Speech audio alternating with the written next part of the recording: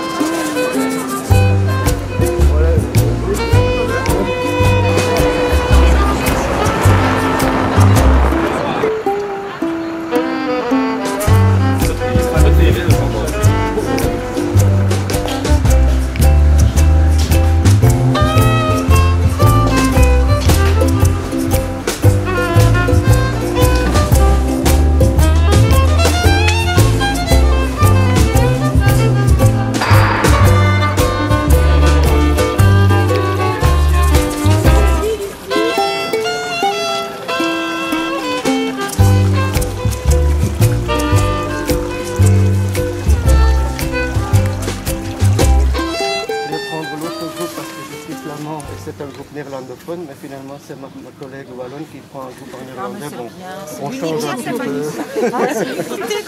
Voilà. So if there are words you don't understand, I also speak English. But so the problem is I sometimes speak fast, so you have to stop me if it's necessary.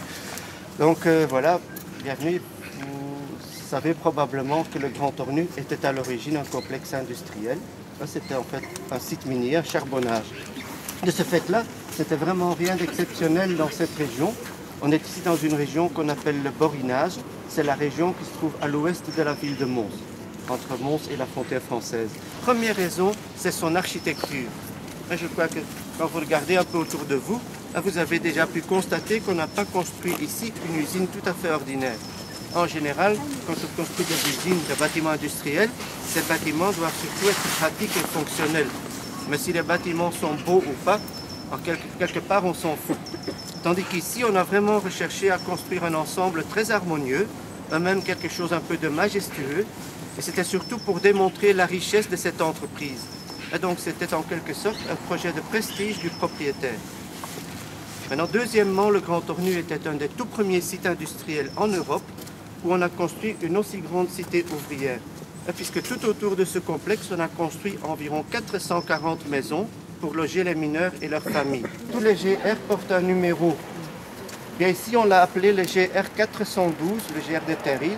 Et 412, on a choisi ça vraiment pour une raison particulière, parce que 412, ça vient du 4 décembre.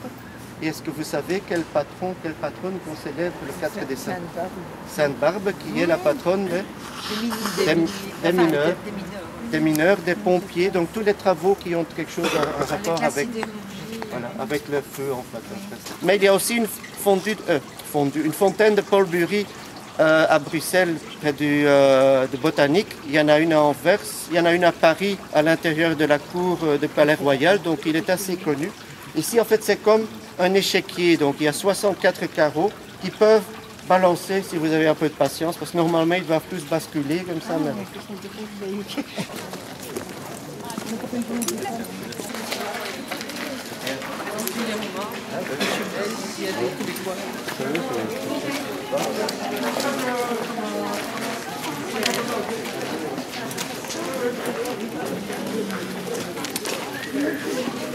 Et quand vous voyez cette cour aujourd'hui, je ne sais pas à quoi ça fait penser un peu. Quelle image est-ce que ça vous rappelle un peu peut-être? Vous pouvez laisser... Une arène. Une arène, oui. Pardon, j'ai pas... Waterloo, oui, elle est un peu moins haut, mais c'est vrai qu'on n'a pas de lion, mais oui, ça pourrait. D'autres peut-être? Une arène. C'est vrai qu'une arène, bon, on peut imaginer facilement les gladiateurs, peut-être. C'est encore un peu référence à l'Antiquité. Un stade. Un stade, voilà. Stade d'athlétisme, stade de football. Oui, bah, pourquoi pas. Une prison. J'ai déjà aussi des jeunes qui voulaient organiser un festival de musique ici.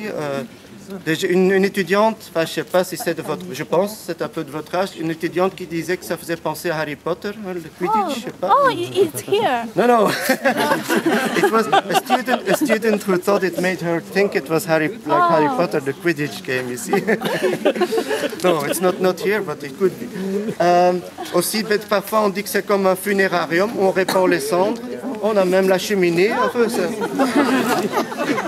Mais on peut voir ce qu'on veut en fait. Mais je dois quand même vous dire qu'aujourd'hui, on a un petit peu une fausse image à cause du gazon. Parce qu'il faut imaginer qu'au début, il n'y avait pas d'herbe ici. Il y avait des gros pavés comme là-bas, enfin plus gros encore. Il y avait tous des pavés, il y avait des rails qui traversaient la cour, il y avait des troncs d'arbres, des poutres métalliques, il y avait beaucoup de gens qui couraient partout. Énormément de bruit des machines, il y avait de la fumée, il y avait de la poussière, donc c'était vraiment une cour d'usine, un espace très animé, tandis qu'aujourd'hui, c'est vraiment un peu le contraire. De Gaulle faisait partie de l'intendance, et donc son rôle principal, c'était de gérer les stocks de charbon pour le chauffage de l'armée de Napoléon. Il avait aussi des petits commerces comme ça à gauche et à droite, il s'est enrichi, et en 1800, il a commencé son propre commerce à Lille, en France. Vous pouvez peut-être imaginer, facilement imaginer que pour faire fonctionner une grande entreprise ainsi, Henri de Gorge avait besoin de beaucoup de machines. Et au 19e siècle, on utilisait des machines à vapeur, ce qui était évidemment très intéressant pour un charbonnage, puisqu'ils avaient la source d'énergie sur place.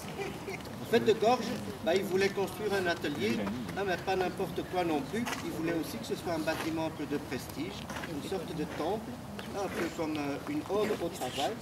Donc, est-ce qu'il y a une idée? Contrôler si les gens travaillaient. Oui, c'est vrai, voilà, non, c'est bien. Peut-être l'heure aussi, mais c'était surtout aussi la direction. Vous allez être future directrice ou quelque chose. On est déjà. C'est vrai? Voilà. Alors, en fait, il y a la direction, les ingénieurs pouvaient voir depuis leur bureau si tout se passait bien dans les ateliers, ou du moins, ils donnaient l'illusion qu'ils surveillaient les gens. Vous voyez qu'aujourd'hui, on place partout des caméras de surveillance, mais on n'est jamais sûr non plus qu'ils sont vraiment allumés ou pas, mais au moins on se sent regardé. Eh bien, c'est exactement la même idée, les moyens étaient un petit peu différents. Alors, tout à l'heure, j'ai déjà attiré votre attention sur l'importance du transport. Donc, comme j'ai dit tout à l'heure, le charbon était transporté par des charrettes, des chevaux et charrettes, donc jusqu'au canal à Saint-Guilain. Mais vous imaginez que sur les gros pavés de l'époque, que ça n'était pas tellement fluide comme transport.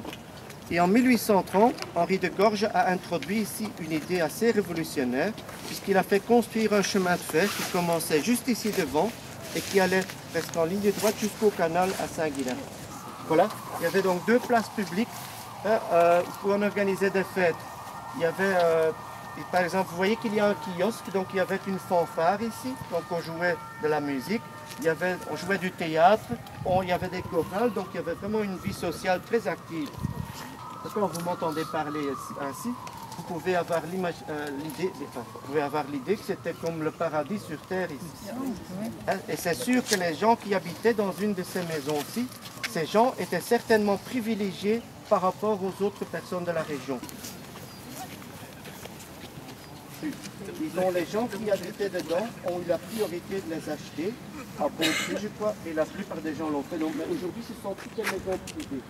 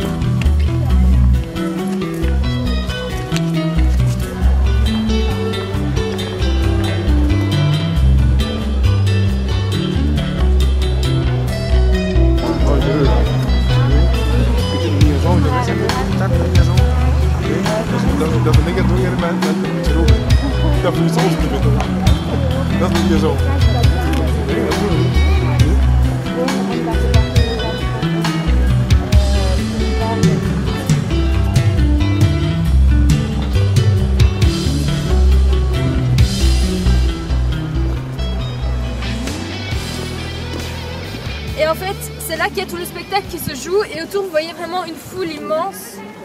Et c'est vraiment l'événement de l'année. Cette année ce sera le 3 juin, donc venez voir, ça vaut la peine. 3 juin, 3 juin. La veille des examens. C'est le problème. Ça m'empêche pas beaucoup d'étudiants de venir comme tu veux. Et donc voilà, il y a plein de personnages, il y a les hommes de feuilles qui viennent porter la queue du dragon. Et sur la queue du dragon, il y a des crins de cheval. Et le crin de cheval, la foule essaye de l'attraper parce que ça porte bonheur. Donc il y a plein de trucs qui portent bonheur, tu dois attraper des rubans, des trucs. Et donc il y a tout le spectacle, il y a la chanson traditionnelle, je sais pas si tu connais la chanson du Doudou. Ça fait c'est le Doudou, c'est le Mama, c'est le poupée, poupée, poupée, c'est le Doudou, c'est le Mama, c'est le poupée Saint-Georges qui va. Vous connaissez ou pas? Les gens de rempart, ils vont comme des cartes, des autant de carottes, les gens des ils vont comme des fous. Voilà, c'est ça. Ça, ça dépend David.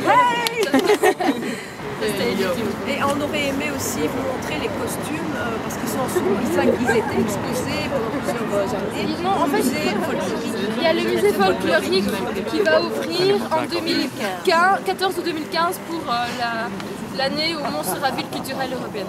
Mais ça, c'est déjà décidé, c'est ça? Ouais, c'est sûr. Bon, c'est vraiment... Voilà.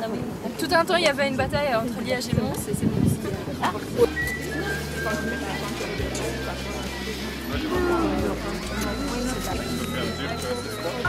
En gros, quand le spectacle avec le dragon est terminé, le dragon rentre ici et il le renverse en mettant la queue vers le haut pour pas que tout le monde prenne les crins de cheval.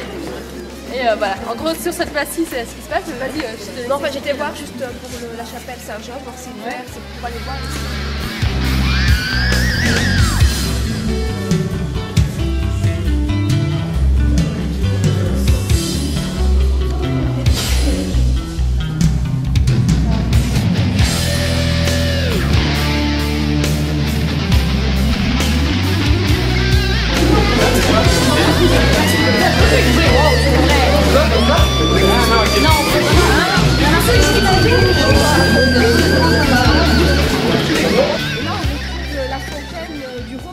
Qui a été réalisée par le sculpteur Léon Gobert en 1869, qui est faite en bronze et en pierre.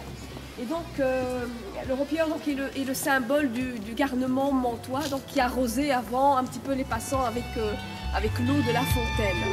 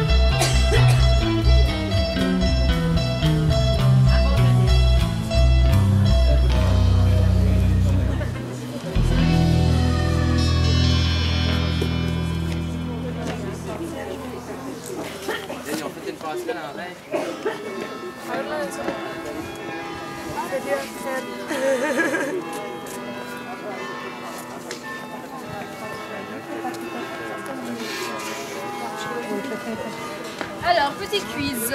Combien de mètres de hauteur fait le bœuf froid? Plus. Allez. 100. Moins. 400 pieds. Plus. 90. 85. Plus. 87. 87 mètres. Ouais. Combien de... Combien de marches? Combien de marches? Ah, Combien de marches? 400 et on a monté des marches. 360... Faut pas dire. Oui. C'est plus, ça se trouve. 63. Eh ben, je peux pas... 362. 369. Ça devrait être 360, quelque chose comme ça. 62. Combien de cloches dans le carillon? 7. 47. 4. 47. 48, ce qui dit mieux. 49. Pour combien? 49 cloches pour combien de tonnes? En tout? Ouais. 16. 2 Non, tonnes. c'est vachement lourd. Plus que 16. Plus que ça.